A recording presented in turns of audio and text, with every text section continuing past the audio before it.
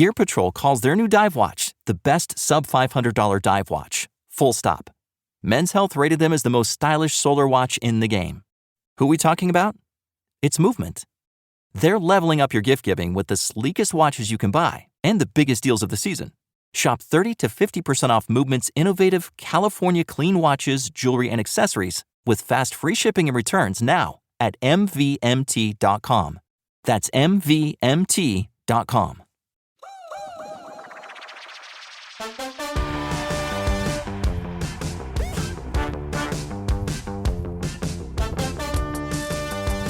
Hello, friends, and welcome to the Potted Together podcast. My name is Adam, and I'm here with my co-hosts Becca and Nicole. And we just wanted to take a little bit of time at the beginning here to check in and see how everyone is doing. So, Nicole, how's your week been?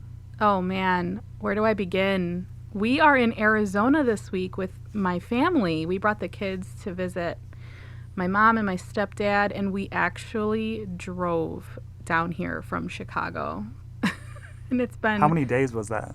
It was 4 days, 3 nights. So we left on, Oh my gosh. I know. That is such a long drive. I know. That's dedication. With 3 kids especially, but we planned it out. We didn't just drive and wing it. We planned out the hotels we were going to stay at. We planned out things along the way.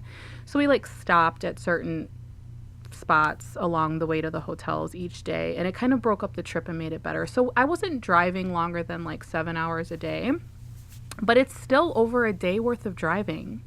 So I was exhausted. We left on a Tuesday, and we got here on Friday, and we actually just missed a huge derecho. Is that how you say it? Yeah. What is that? What is that? It's like a very big windstorm, like a straight line winds, almost like tornado damage. Oh. Yeah, so it's tornado strength, but it's a straight line of storms that come through. I mean, it could wipe out a whole state, and that's pretty much what it did. It wiped out the entire state of Iowa. They were out of power on Tuesday when we were driving through.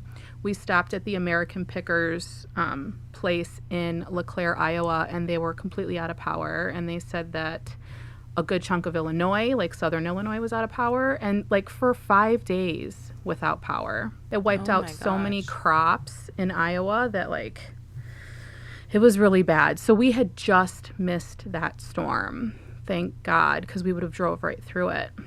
But yeah, so we're in Arizona and we're hanging out. We're gonna leave on Saturday morning, and it is Thursday now, so we have a few days left, and I've just been living in the pool with my kids. It's So great. when you do road trips, who does the most driving? Is it you? I do, yeah. Jay didn't drive at all. Yeah. I'm a horrible passenger. Same. I'm bad. I love to drive. Well, we took a couple road trips, Adam, but they were mini, and mainly because it was your car, but that was fine. But driving across the country. Oh, I watched your hand creep up to the handlebar every once in a while. Oh, Nicole, you do that? Well, mainly, I think I was worse at night when we were driving back, because I don't like to drive at night, which is another reason why we planned the day so that I'd only be driving during the day, because even when I'm a passenger in the car, I have a phobia of deer just jumping in front of my car. So I was quite terrified when we drove back from Tucson, Becca, a couple of times. I was afraid. But you're a good driver, Adam, so. I mean, Jay's a good driver too, but you know what I mean? I'm just a better driver than passenger. Yeah, it's a control thing for me too. I don't know. I don't love just not having control. It's probably why I don't enjoy flying either. Yeah. I hate driving. I'm definitely someone who will just chill out in the passenger seat. I will stay awake with you. I will be the best passenger ever, but I hate driving.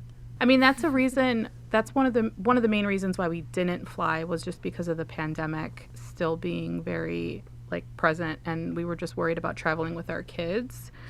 But I will never take this trip again. Mark my words. I will never do it again. But Adam, how was your week? You just got back from a road trip. Yeah, I, for the first time since moving to Phoenix, decided to drive all the way back home to Nebraska.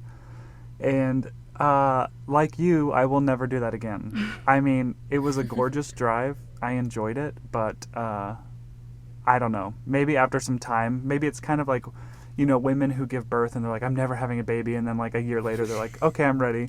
like maybe I'll forget the trauma of the trip, but I don't know. It was a long trek, especially, alone.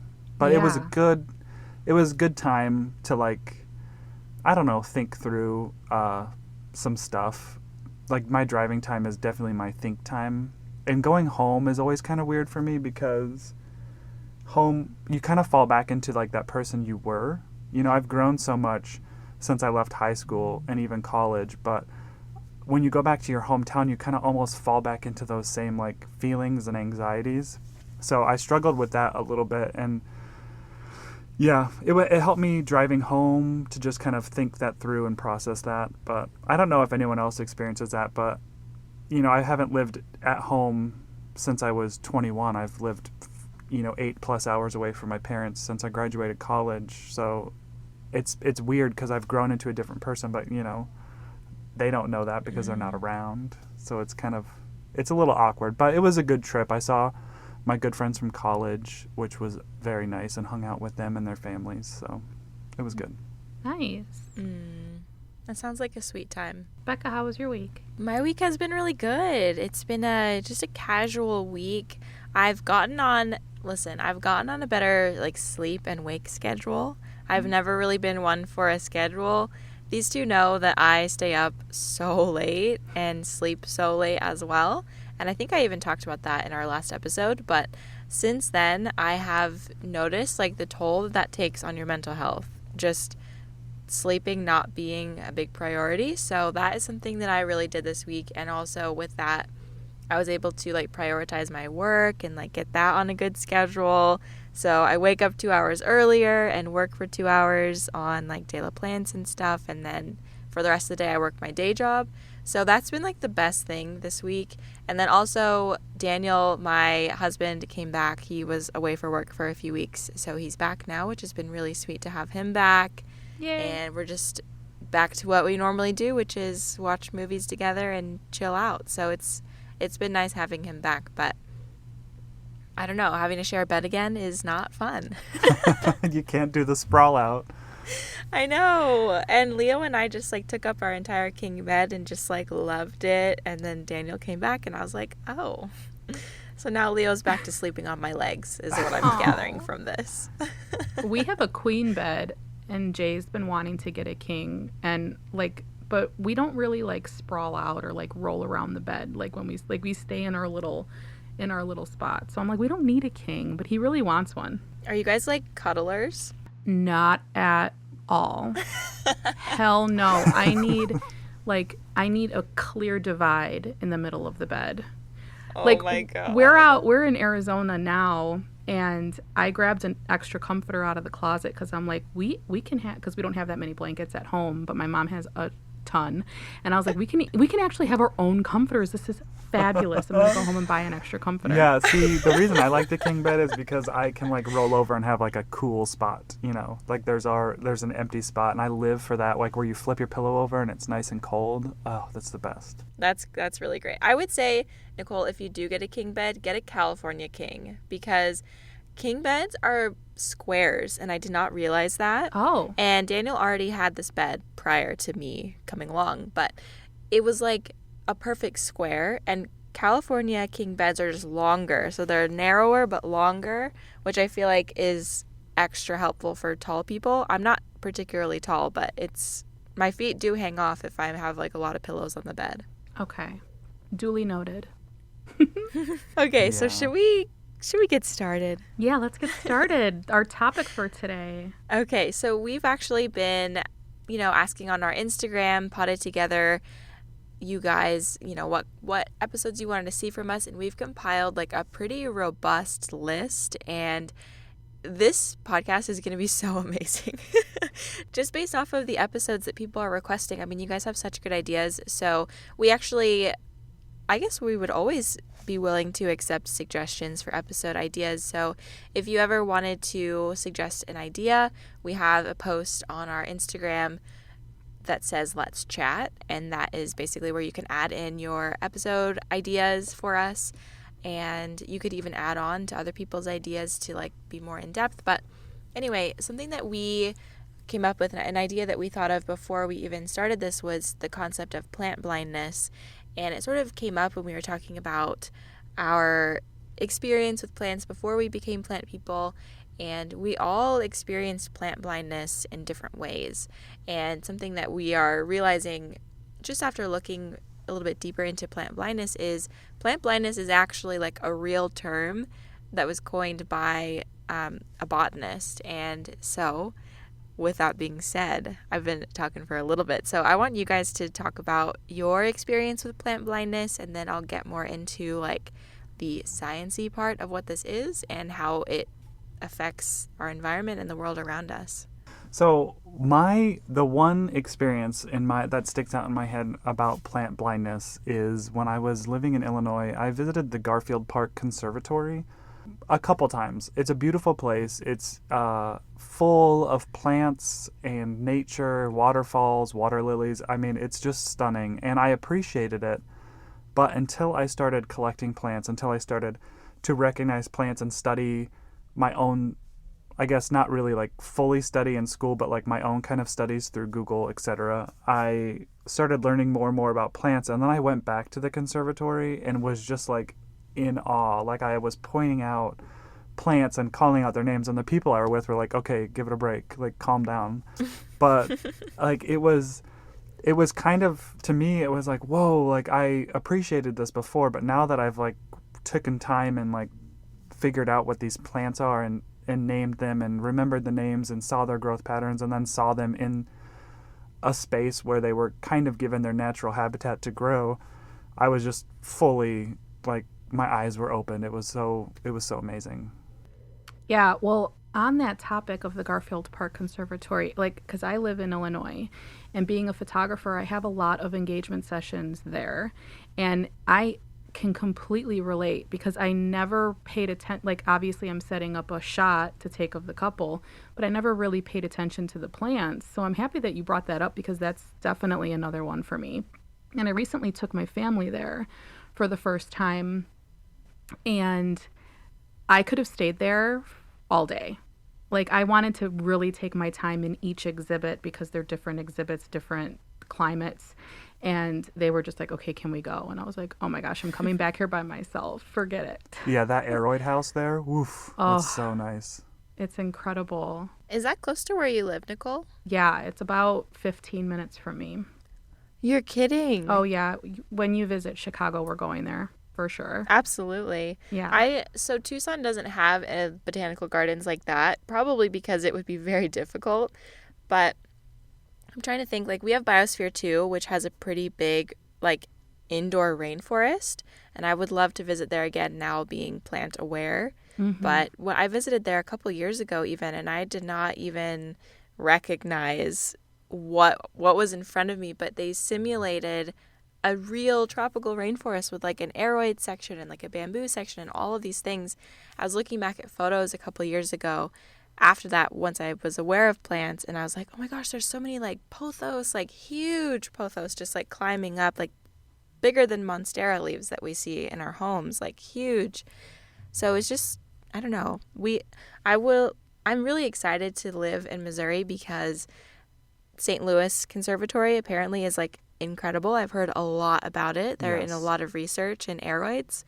So I am literally so excited to get out there and see that. But okay, go ahead. Continue, Nicole. So I want to say my biggest realization with having plant blindness has to be with movies and like TV in general, because I'll see a plant in a movie. I'm a huge movie buff, so I love to watch movies. I could watch movies all day.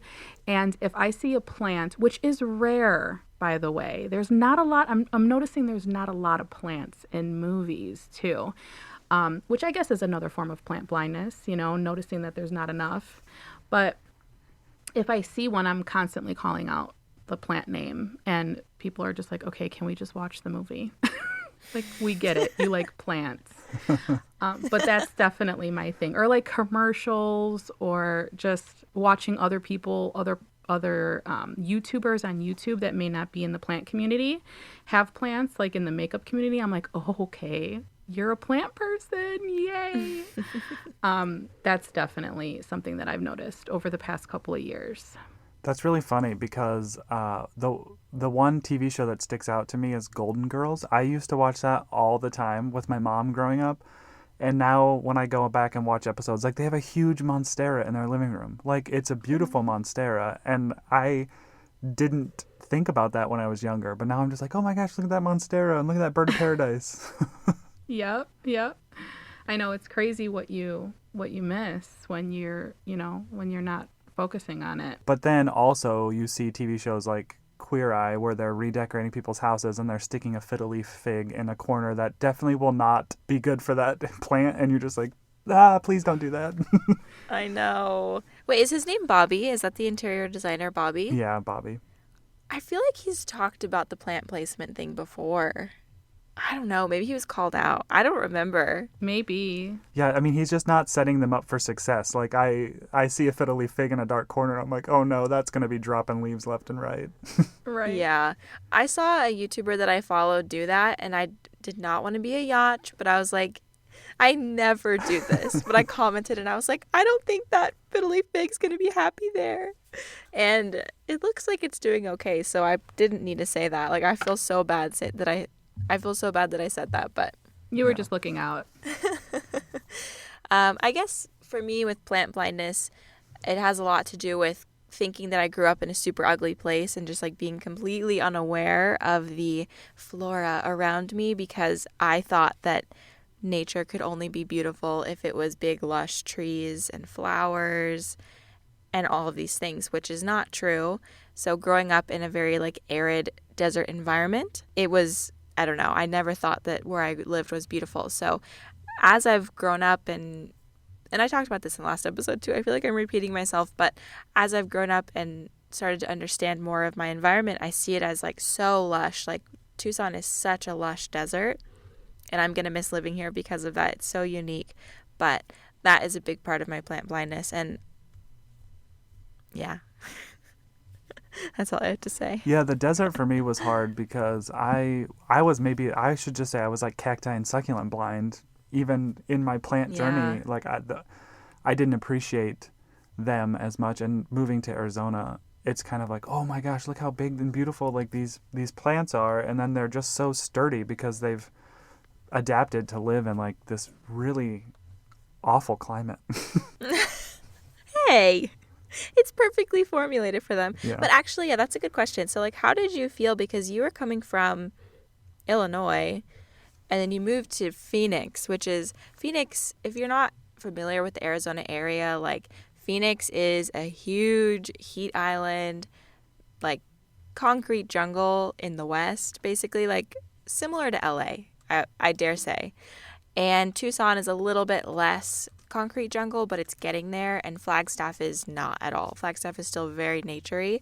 So those are like the three major sections of Arizona, and Adams and Phoenix. So what was your experience like going from Illinois to a place like Phoenix, like very, very deserty, but also very concrete jungle heat island? Yeah, it's definitely been an adjustment, for a good long while. And even still today, like I still kind of feel like I'm on a vacation. Like I see palm trees and I'm like, ooh, I'm on vacation.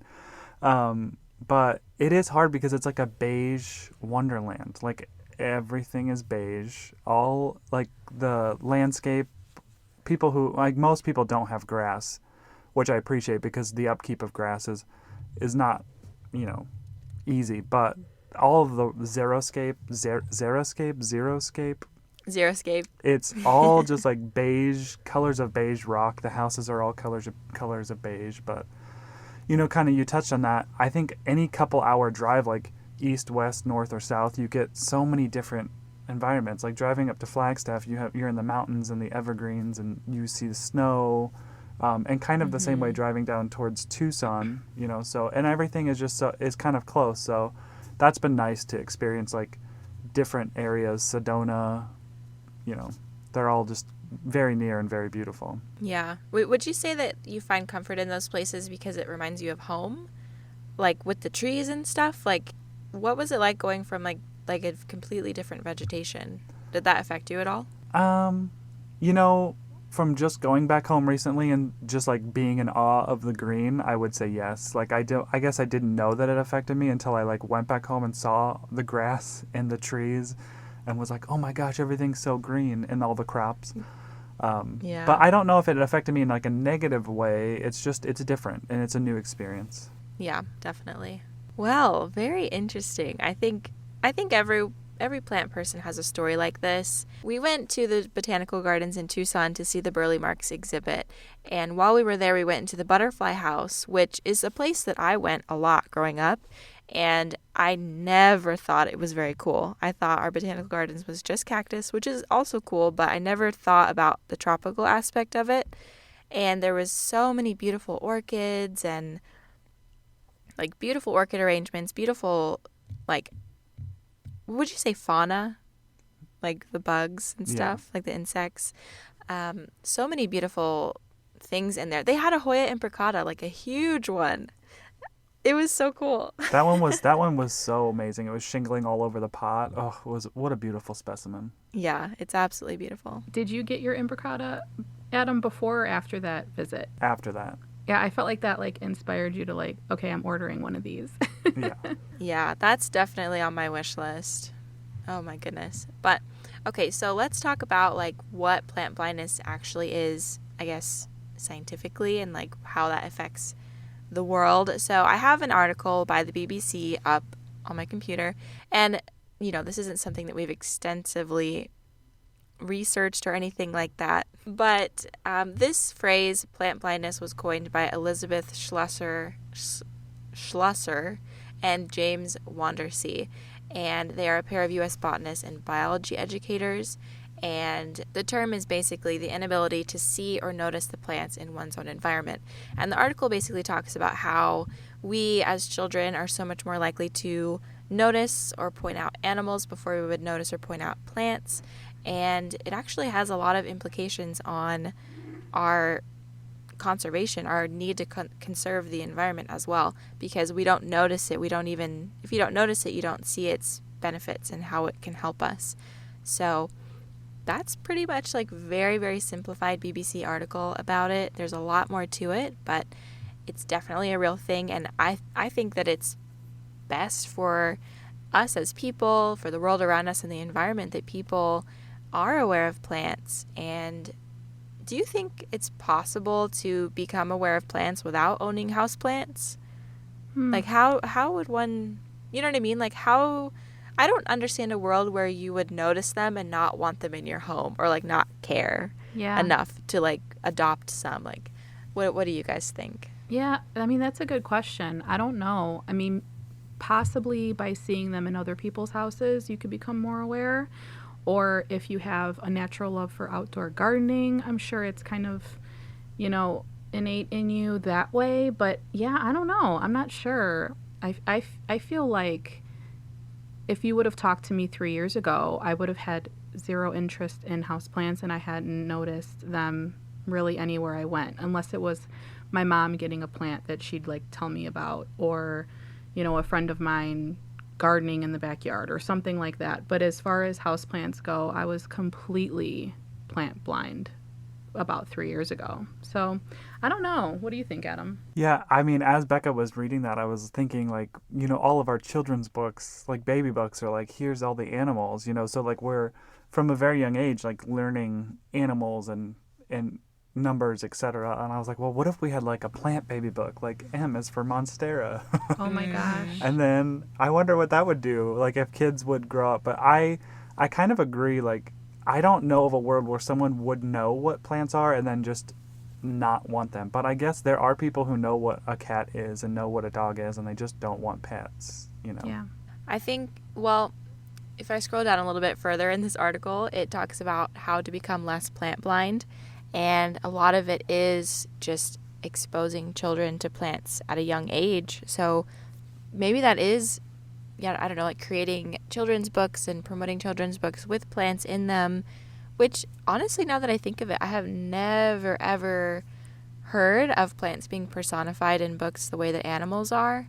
No. I don't know any book that does that. So by any chance, if you are a children's book author and you have done this, send us a message. We've We'd already love to trademarked promote the your book. idea.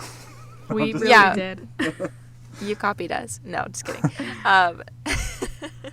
But that's a really great way, I think, as children, like if you're a parent or if you're a teacher, that's a great way to instill the love of plants or just the awareness of plants at a young age. And also, plants are connected to different cultures in different ways. So for some cultures, plants are connected based on like religion and ritual. And for others, it's more of like they're just surrounded by it. So there's like a more of a reverence for nature. So they kind of can't ignore it. But yeah, it's interesting.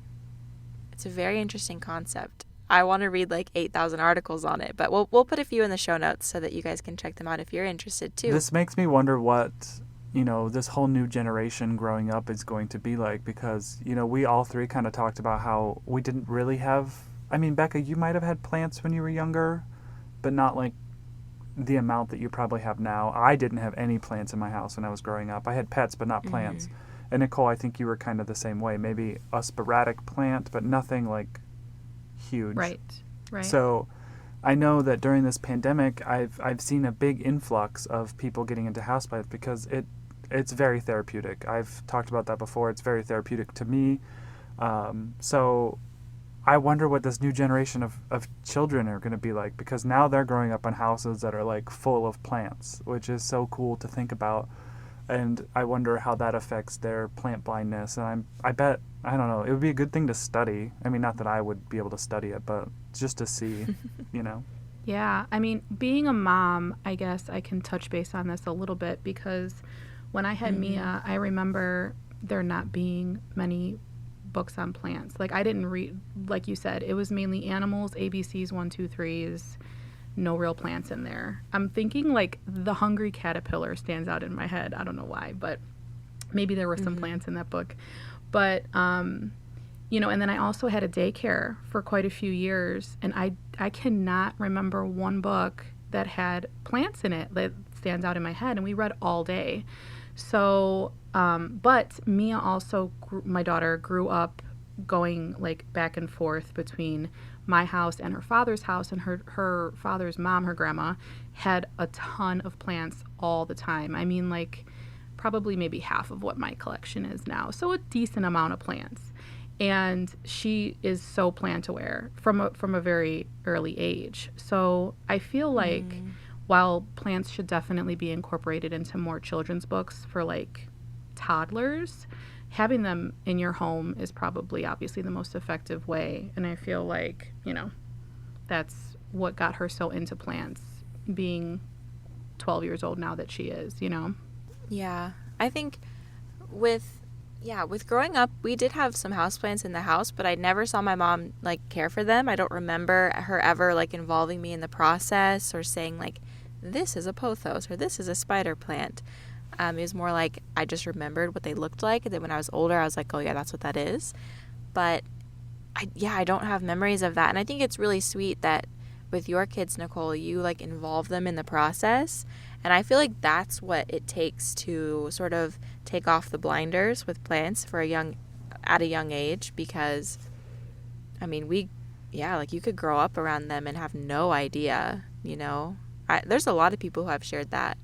And I think it's beautiful that you involve them in the process, and I just think it's great. Oh. You're a great plant mom, like for your plants and for your kids. Thank It's beautiful.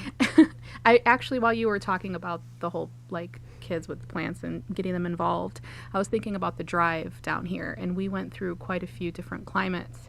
And we drove through Missouri, Iowa, a little bit of Texas, and it goes from lush, green, crop-filled areas to the desert. And they pointed it out so quickly. They were like, oh my gosh, like it's completely flat in Oklahoma or whatever. And like they pointed out the cornfields. And then when we finally got to Arizona and like New Mexico and Arizona, they pointed out like the mountains and the tall trees on the mountains and like all the different types of plants.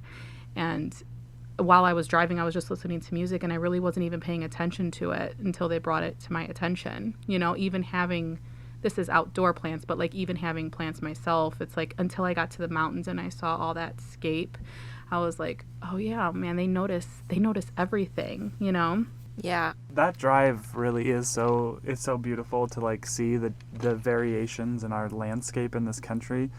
And I kind of think, like, I know there's a group of people that call like the middle of the United States the flyover states, because they're usually flying over them to go somewhere else. But like those flyover states have so much biodiversity and so much beautiful landscape to witness. So it's kind of a tragedy that they could be referred to as that, because I don't know, it's just so cool. Like, especially going from New Mexico and seeing like the mesas and the buttes to Arizona, where the rocks kind of turn more red, like you can actually like visibly see like the different color changes in the area. It's just, I think it's so cool. For sure. Yeah. Yeah, I think the Midwest is super forgotten about, which is kind of damaging, because a lot of important things come out of the Midwest. Like, a lot of our food is grown in the Midwest, and I did not even realize that. But my husband is from Iowa, and I visit there, and it's just like corn and beans and all these things. It's like massive. Like, a lot of the corn and beans that we eat is from those places, which, yeah, they're definitely forgotten about. But I was thinking about this just now when you were chatting, like, outdoor versus indoor plant blindness.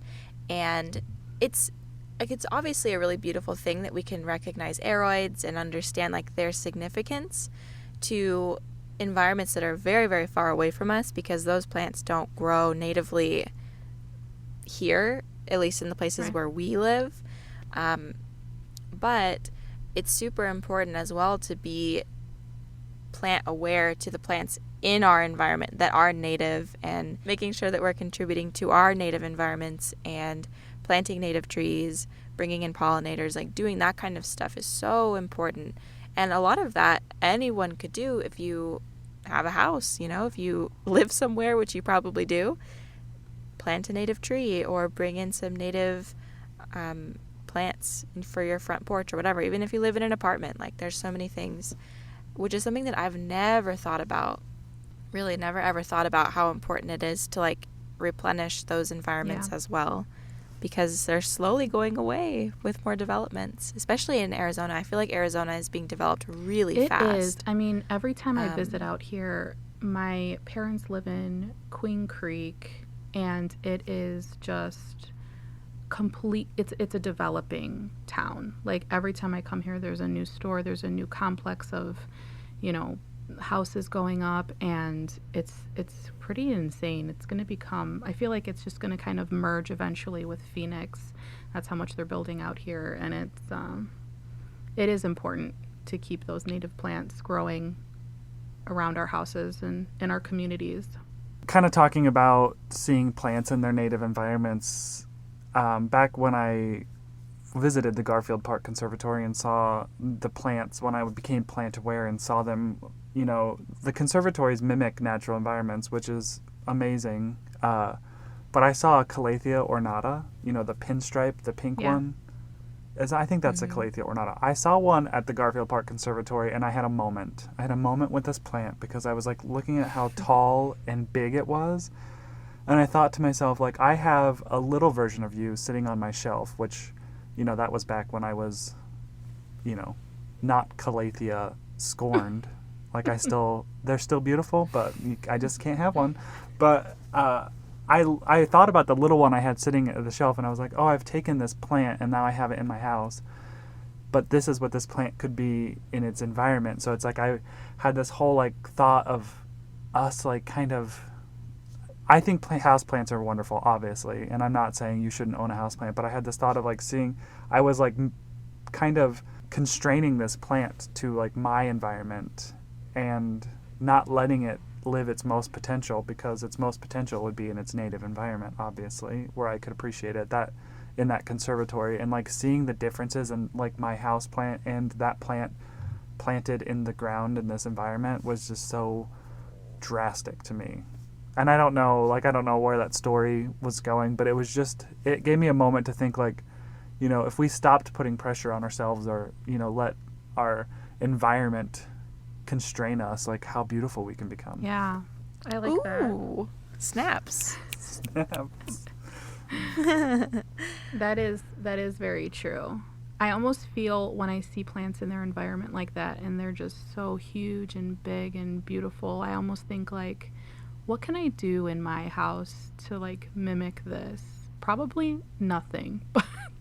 But like they're just so incredible and I'm just like, am I failing? What am I doing wrong? But it's like I don't live in a rainforest and I never will. So I totally get what you're saying. Yeah. And it's a great reminder that like plants do belong in nature first and foremost, and it's super important that we're not supporting poaching and things like that, like so that those plants can continue to live in their native environment. And yeah, that's a whole other conversation about endangered plants, but yeah, I think it just when we see them in their conservatories and see what they could be, it just like makes you want to make sure that they never go extinct and that is always a possibility. It is. It's definitely a relevant topic. All right, guys. Well, thanks so much for joining us in another episode of Potted Together. We look forward to seeing you in our next episode. Don't forget to be sure to follow us on Instagram at Potted Together. You can also follow us on YouTube, Potted Together, where we plan on doing some collabs in the near future, which I'm excited about. If you follow us over on Instagram, we will probably announce when and if we put up a collab video on that YouTube channel. So be sure to head over there and give us a follow. If you feel so inclined and you enjoyed this episode, please consider leaving us a review. We've heard that reviews really help podcasts get pushed into the right people's ears, so make sure that if you love this podcast, you let us know with a 5-star review. Thank you guys so much for listening to this episode, and we cannot wait to talk to you next week. Bye. It's so awkward. Bye. Bye. Bye.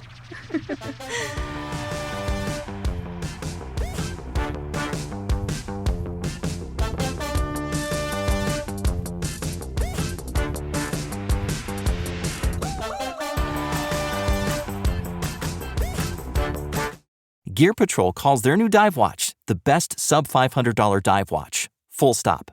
Men's Health rated them as the most stylish solar watch in the game. Who are we talking about? It's Movement. They're leveling up your gift giving with the sleekest watches you can buy and the biggest deals of the season. Shop 30 to 50% off Movement's innovative California clean watches, jewelry, and accessories with fast free shipping and returns now at mvmt.com. That's mvmt.com.